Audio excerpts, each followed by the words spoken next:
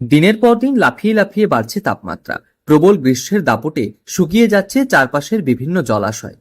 গভীর জঙ্গলে হয়তো খাদ্যের খুব একটা অভাব নেই, কিন্তু তীব্র হয়ে পড়েছে পানীয় জলের হাহাকার। এই প্রবল গরমে জঙ্গলের ছোট ছোট পাখি, কাঠবিড়ালি বা অন্যান্য বন্য প্রাণীদের জলের অভাব মেটাতে এক মহান উদ্যোগ নিল এক প্রাথমিক বিদ্যালয়ের শিক্ষক। পশ্চিম মেদিনীপুর জেলার বেলদার দেউলির বাসিন্দা এই শিক্ষকের নাম সুপর্ণ সাহু। পেশায় প্রাথমিক বিদ্যালয়ের শিক্ষক সুপর্ণ বাবু নিজের উদ্যোগে এবং সামান্য কিছু টাকা খরচ করে পাখি কিংবা কাঠবিড়ালিদের মতো ছোট প্রাণীদের জন্য তৈরি করেছেন জল ও খাবার রাখার বিশেষ পাত্র। এই উদ্যোগটা বলতে আপনি এখন জানেন কতটা টেম্পারেচার হাই, 45 ডিগ্রি টেম্পারেচারে। তো সেই জায়গায় বিভিন্ন জায়গায় আমি রাস্তাঘাটেও দেখতে পাই, আশেপাশেও দেখেছি যে পাখি মারা গেছে, কোথাও কাঠবিড়ালি মারা গেছে, কুকুররা জল পাচ্ছে না, এদিক ওদিক ঘুরে বেড়াচ্ছে। তো আমাদের এই পরিবেশে সকলেরই বাঁচার অধিকার রয়েছে, পশু পাখি সবারই। তো ওরা আমাদের পরিবেশের সৌন্দর্যকে রক্ষা করে। জানা গিয়েছে এক বন্ধুর দোকান থেকে তিনি বেশ কয়েকটি বাতিল টিনের ডাব্বা সংগ্রহ করে আনেন। এরপর সেই টিনের ডাব্বাগুলিকে কেটে নিজের হাতেই তৈরি করেছেন এই পরিবেশ বান্ধব পাত্র। ইতিমধ্যেই নারায়ণগড়ের আহারমুন্ডা সহ এলাকার একাধিক গ্রামীণ জঙ্গলের গাছের ডালে সেই পাত্রগুলো তিনি সযত্নে টাঙিয়ে দিয়েছেন।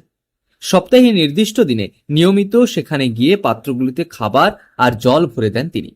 এই কাজে তিনি একা নন, কখনো কখনো গ্রামের বেশ কিছু ছোট ছোট ছেলেমেয়েও তাকে সাহায্য করতে এগিয়ে আসে। কাঠফাটা রোদে যখন হাঁসফাঁস করা অবস্থা, তখন গাছের ডালে ঝোলানো এই জলের পাত্রগুলো ছোট ছোট প্রাণীদের কাছে হয়ে ওঠে বাঁচার অন্যতম প্রধান রসদ।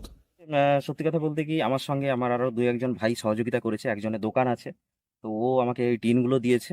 এবং খরচ বলতে এই খাওয়ার দড়ি এইগুলো নিয়ে মোটামুটি 500-700 টাকার মধ্যে হয়ে গেছে আমার। কতগুলো লাগিয়েছেন? আমি মোটামুটি লাগিয়েছি 25টা মতো। আমাদের মানে নারায়ণগড় ব্লকের আহারমুন্ডা এরিয়াতে আমি মোটামুটি সব জায়গায় লাগিয়েছি। তৃষ্ণায় কোনো প্রাণী যাতে কষ্ট না পায়, সেটাই সুপর্ণবাবুর মূল লক্ষ্য। পরিবেশ দরদি এই শিক্ষকের দাবি, এই প্রবল গরমের সময় প্রতিটি মানুষের উচিত বন্য প্রাণীদের পাশে দাঁড়ানো। বিভিন্ন জঙ্গল, গাছের ডাল, এমনকি নিজের বাড়ির ছাদেও যদি ছোট ছোট পাখিদের জন্য এমন জলের ব্যবস্থা করা যায়, তবে এই গরমের সময় তৃষ্ণার্ত প্রাণীরা সহজে প্রাণ বাঁচানোর সুযোগ পাবে।